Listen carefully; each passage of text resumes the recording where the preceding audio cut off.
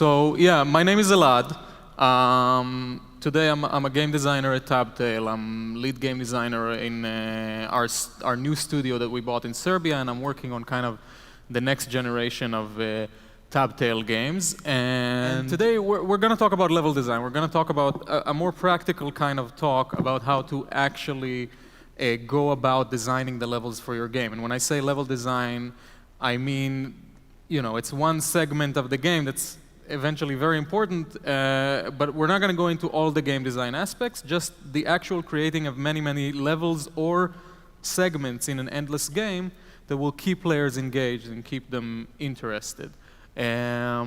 So we're talking about casual games, of course. We're at Casual Connect. If you came here and you didn't want to hear about casual games, you're going to anyway. Okay, so having said that, let's start with how we make. So the first thing you do is you make a plan. And you plan out your levels, specifically the first levels.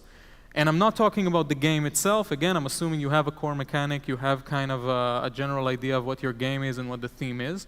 And maybe you've done a prototype and you've figured out, you know, how this game is fun, how it behaves. And the next step is figuring out you know, your list of features, basically. So maybe you had your prototype, you had some cool ideas of what would be cool in this game, how it would behave. It's really different for every game, so I'm not going to get into too much about what exactly you'd be doing there. But basically try to, you know, keep your features tied into the core mechanic, you know, working with the theme. It can also inspire you back, the story and the theme.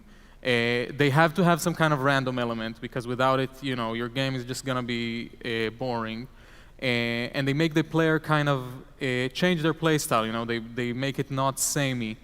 And yeah, and things that can create emergent gameplay as well. Now, from a production standpoint, try to think of things that, you know, can be scaled, where maybe one of these is easy, 100 of these is very hard. Things that you can vary with parameters. Don't do things that are gimmicky or things that will get old after 1 or 2 times. Things that rely on humor or surprise. Not really going to work for a free-to-play game, because a free-to-play game needs to be endless and it needs to have a lot of content, and players need to be able to play it constantly. So that's just from a production standpoint. There is value in doing something like a boss battle that someone only sees once, or something very cool that's surprising, but in terms of how to prioritize things, it's better to start with the things that are scalable. So now, before you start making your plan, one of the things you have to know is how many levels you're going to have for soft launch. And of course, this is partly a business and production decision. You need to kind of know, you know, what you're aiming for with your soft launch or your MVP. But it's really, really important to know that before you start doing all the level design. And so you have to kind of insist that you get an answer for it. You also have to, as a level designer, you need to price it, or you need to ask your level designer to price how long that's going to take. But, you know, make sure you leave some room to grow. Make sure you leave some room for after soft launch, after MVP, to add more stuff. The first thing you're going to want to do is break down all the concepts in the game. And again, your prototype is going to give you a good idea of what you need to teach the players, what they need to know. And it's important to know that a feature is not a concept. You know, a concept is anything that's new to the players. Maybe you have this feature that lets you, you know, in Candy Crush, create different shapes for the level. And that's a feature, and the first time a player sees a different shaped level, that's very interesting to them. But, you know, maybe sometimes there's edges of the level that are not connected to the others. That's something new to the player when it appears the first time. Maybe the combination of two things, it creates an interesting reaction, and that's also new to the player. So it's important to break out all the concepts into a list. Here's an example from a game we did called Cheating Tom 2, which did very well. I did all the level design for this game, and over 5 million players, very high review scores on Google, on both app stores. It did very well, and you know, I'm not going to get into the list, but the point is I broke down all the concepts in the game into a list. And later we're going to talk about how to take all of these and plan them out for, in this case, there was 100 levels at soft launch. Okay, so the first part of that plan, and the first place you're going to need to work on is obviously your first session, your first, let's call it 15 minutes. It really depends on the game. And so there's a big jumble of things that you have to do here, and there's a lot beyond the scope of this talk that you have to do in the first levels. But basically, obviously, the first thing you need to do, or one of the first things you need to do, is teach the players how to play your game. Now, it can't be too long. Like, you have a small grace period. The players who care about your game, are gonna give you the benefit of the doubt for a bit, where they say, okay, well, I'm still in a tutorial, it's still kind of boring, but let's see what this has to offer. But it's a very short grace period. If you look at the data, then if the first level is too boring, players can drop very quickly. What you should do is hook them at the start, either at the end of the first level with some big fireworks, big chain reaction, big battle, something like that, or at the latest, during the second level. Another cool thing you can do, well, story helps too. Story helps lengthen that grace period. So if you give people a bit of story and you tell them, hey, we need you, or this is what's happening, and there's something interesting going on, that time that you can, still be fairly boring, and it's going to, the first few levels of a game are always going to be a bit more boring than the advanced ones, then that gives you a bit more grace period. But one thing that is important to know about your first few levels and your first sessions is like, don't hold back. Don't think, well, I only have so and so many concepts and features, and I don't really want to spend all my ammo at the start. You have to really, really show the player that there's more to expect and there's more to come. So I suggest, making big visual changes early. We saw this in the data when we changed in Cheating Tom. Initially, we had these worlds where, you change classroom every once in a while. We changed it so the background changed much more frequently at the first few levels, and it kept players much more engaged during that time that they were still learning. If you look at Candy Crush, you'll see that the first 5 levels, each one of them shows you, it doesn't hold back. It tells you, hey, this is what you can expect in the rest of the game. It shows you the 5 combo candy that destroys everything of the same color. It shows the huge candy.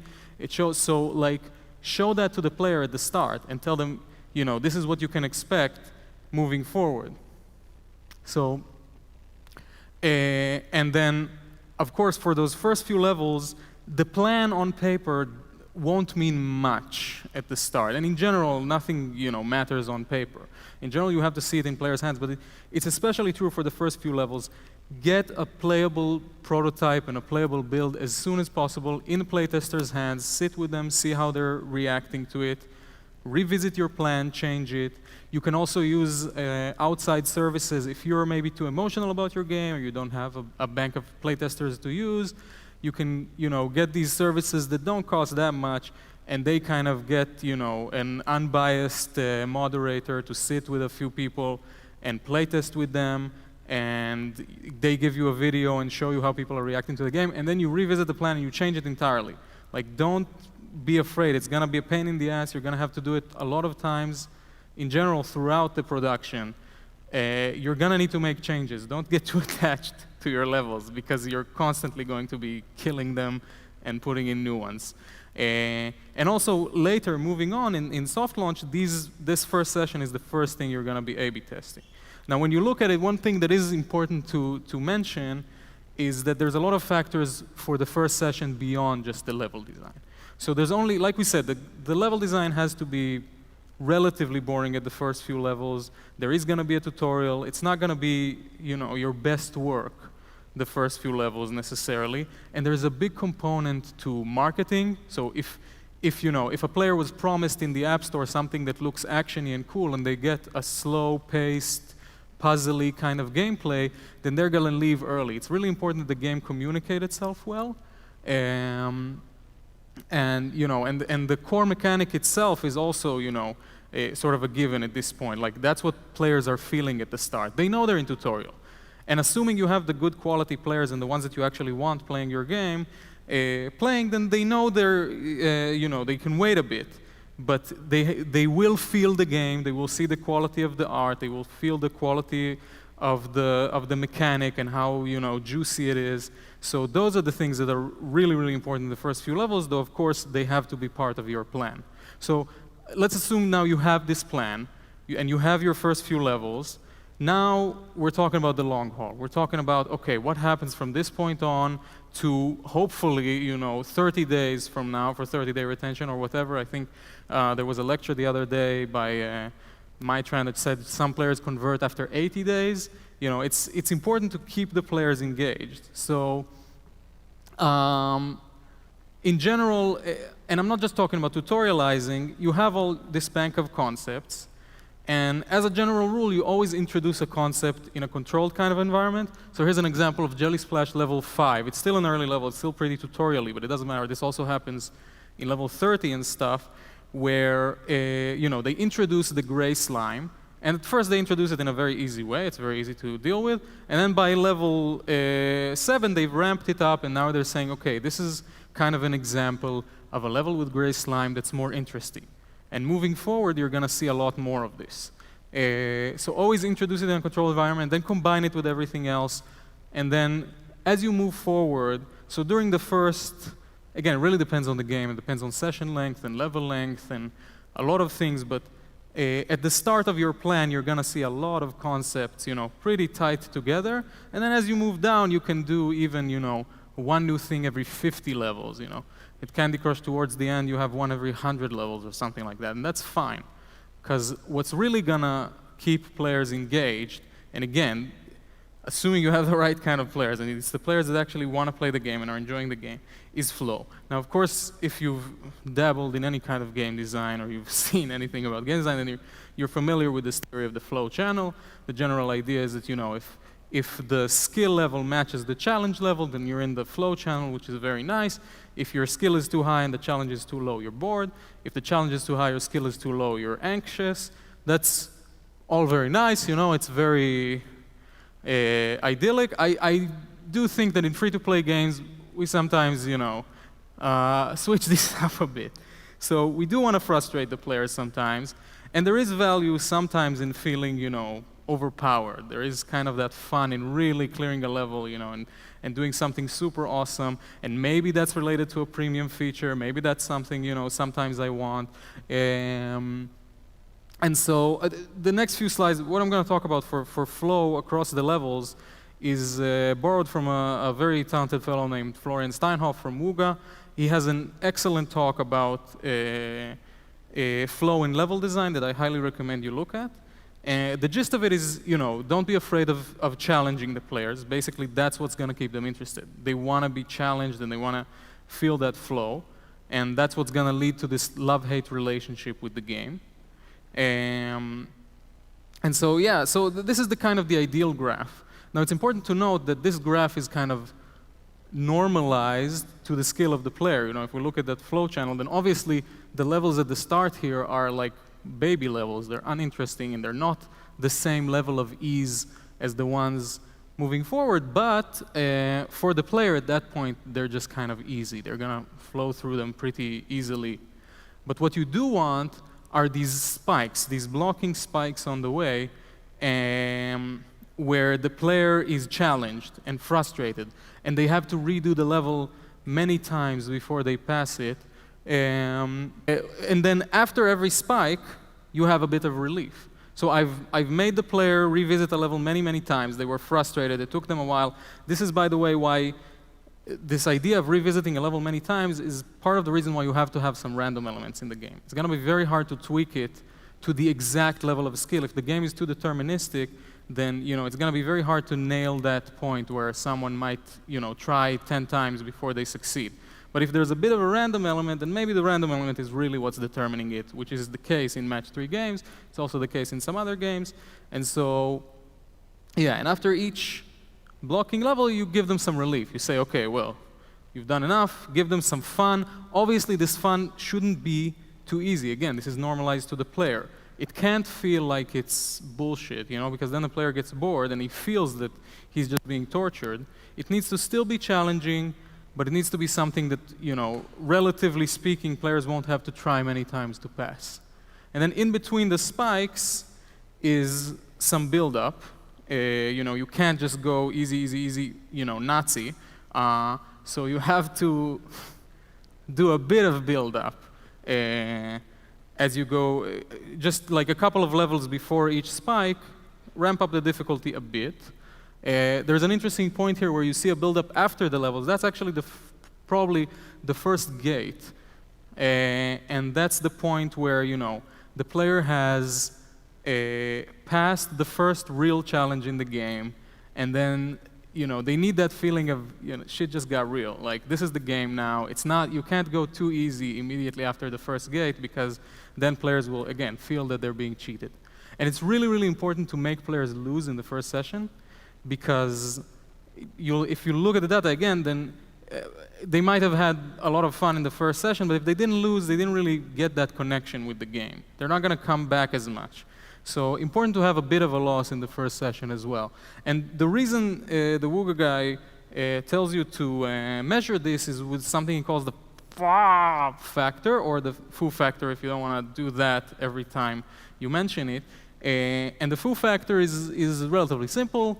Well, in theory, it's the number of tries until 1, meaning, okay, maybe it took me 10 tries to beat the level, divided by the number of times I nearly won. Now, the nearly is the tricky part, because for each game, it's going to be different. In a move-based game, it's relatively simple. You can say, okay, well, this person, in a move-based and objective-based game, this person lost with only, one remaining bit of his objective, one gray slime or one, a more match to finish it, and then you can say, okay, that person nearly won.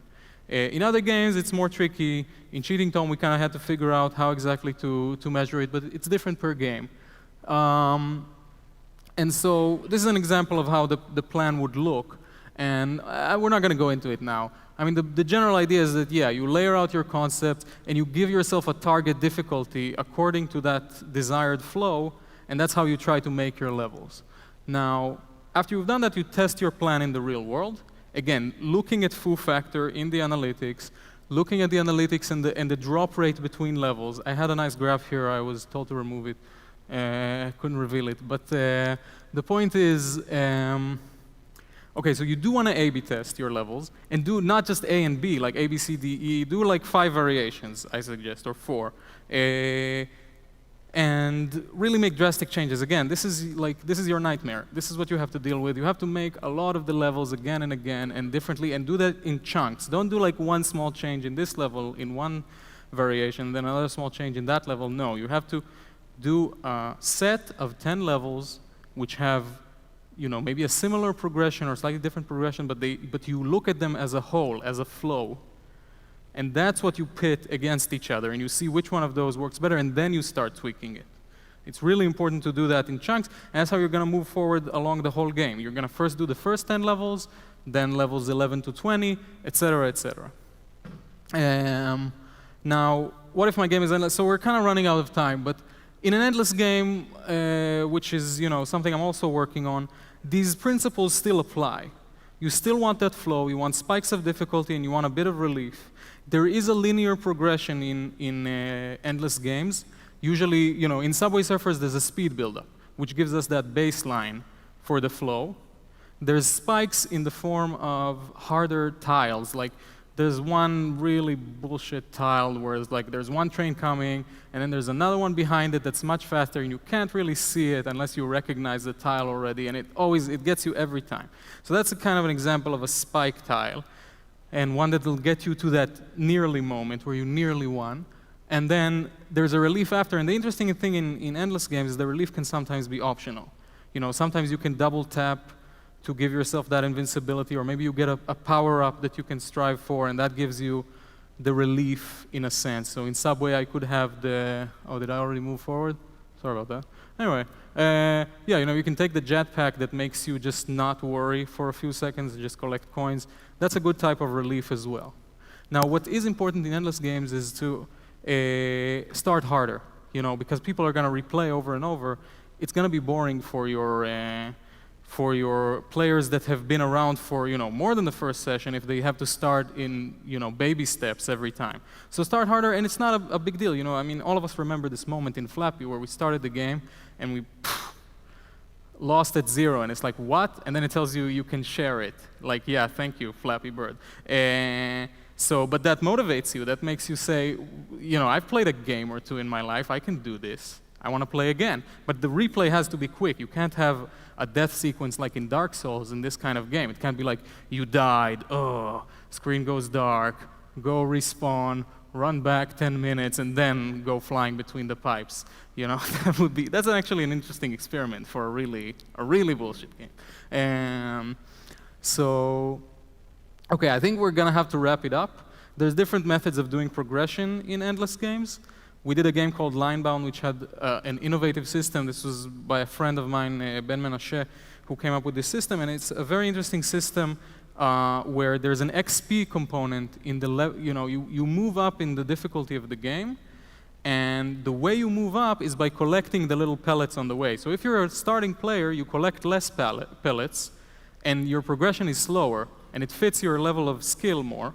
If you're a star player, you're just collecting them all, and you move up in the levels very quickly. And that worked very well. There were millions of players on Linebound, made a decent chunk of change. Like, it's a very good game. I recommend you play it. And that's it. Well, we won't have time for this, but really, the next thing I wanted to mention is just like, this is going to be online, but it's some tips on how to create your level design tools in a way that lets you do iterations quickly, because like I said, the main thing about level design is it's a lot of work, and the main work is replaying the game. So the main thing you care about is how long it takes you to get back into the thing you just changed and play it again. And here's an example of how to do it wrong. If I have to play and observe the game, stop it, change some parameters, then start the game, wait for it to load, press tab to play, scroll in the map, get to the level start dialog, skip some pop-ups, etc. before I play the level, that's very wrong for the level design. So they need a way to jump in directly to what they just changed and change it quickly. That's going to be it for now, and if there's any questions, you're welcome to take them. If my game is a city builder or farm, and from one side I have economy balance, it's okay. From other side, its level design is terrain. How exactly I must do it? Okay, so it is important to distinguish. In a game like a city builder or a farm game, your level designer, the main thing he's dealing with is the numbers, right? Like the rate at which people are gaining stuff, the rate at which things are unlocking, and it still needs to conform to a certain extent with flow, but it's a different kind of experience. Really, the things that keep players coming back here are, that kind of rush of, unlocking a new thing, having the best thing, comparing themselves to other players. So the level design aspect is not the part where the player moves around their stuff. That's not really relevant. That's part of the gameplay. So yeah, some of these principles are relevant for that kind of game. Like, you do still need the numbers you need moments of excitement and fun, and then you need some drudgery, you need some slog where, these are the frustration points where people are encouraged to maybe rush things or something like that, and then you rush again, and et cetera, et cetera. I was just thinking about the thing you said earlier on about stretching out your features, and one of the things I often see when I do judging of games is level-based games often don't have enough content unless they look at how how someone would replay those levels. How do you think that fits into this idea that you're talking about? Wait, so I'm not sure I understood though. You're saying level-based games don't really have extra content? Quite often, there's not enough, particularly in indie games that you're level-based, they don't have the resources to have enough content to keep people playing for long periods of time. And how do you kind of help people think that through? One of the ways I look at it is, why would I repeat some early levels? Is that a right way to go, or do you have alternatives? I mean, I think in a game where you're limited with the amount of content, it's really helpful to spend some of your dev time making things that are scalable, because probably the level designer is going to be the only one with some spare time. And what we did in some of my earlier games where the budgets were lower and we had to really scrape through is, we used these terrain editing tools, and then we created, I made a game called the Hoplites, where we used a terrain editing tool called Fair2D, and using that, myself and our level designer, Chen, who was extremely talented, really made each world feel different. We made the lava world feel really like, spiky and stuff. We made the water world more flowy. And so that scalability is really going to give you some tools to make it varied for the player, even if the features are the same. You need that visual and that, the interest curve is also important alongside the flow curve. But with kids' games, like, for example, Tokaboka stuff, it seems like a lot of times the whole game is about changing the parameters. And, there is no flow. It's just they're sort of tweaking the parameters. Do you think that's just a sort of special case with young kids? No, I think, well, in a way kids are easier to please, and in some ways they're harder. I do think in kids' games, the content and the visual changes, again, are very significant. Usually they're a bit more heavy-handed in saying, hey, no more playing now. It's like not subtle about it. Just kind of blocks you and says, hey, call your parents and do something about this. Or you're right that the flow is, but it's still, the principles are the same. It's just that the skill level of the players is much lower. And for them, even the fine motor skills of moving something around and dragging it on, to them it's something that's interesting and requires some skill, and it does keep them in flow. And then what keeps them engaged and interested is really the story, the content, the sounds, the humor, and they just kind of want more and more of that. And at least in our games in Tactile, yeah, we try to tell them, hey, we do give them a lot of content.